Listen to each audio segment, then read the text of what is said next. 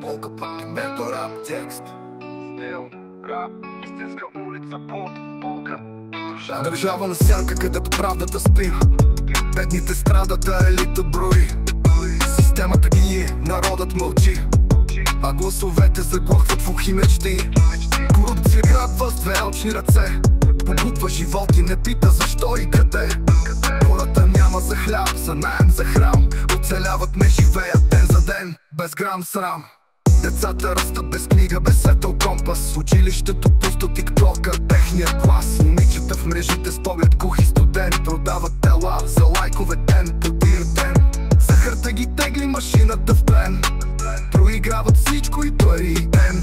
Наркотик по улицата, животът се рони. Всеки ден губим някой, поредния гон. Депутати дебели с костюми с апетит, а народът им плаща техния луксозен кредит. Животните в страх, убити за смях, заснети с камера, каква пълначка грях.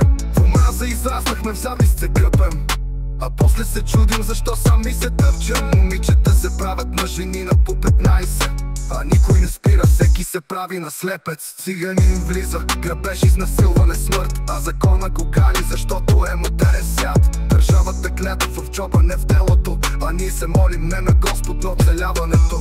Социалните мрежи модерно просират, деца се правят наклони за виртуална магия. Без труд, без мечта, лесните пътища зоват, а душите си продават за няколко платформи и чат.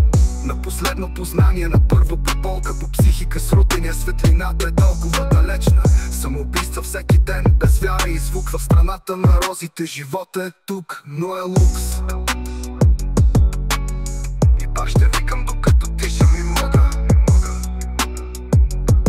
Не съм враг, а глас от народа за народа. Не мълча, не игра, казвам всичко на глас. За България плача, но вярата горихме като пламък в мрак.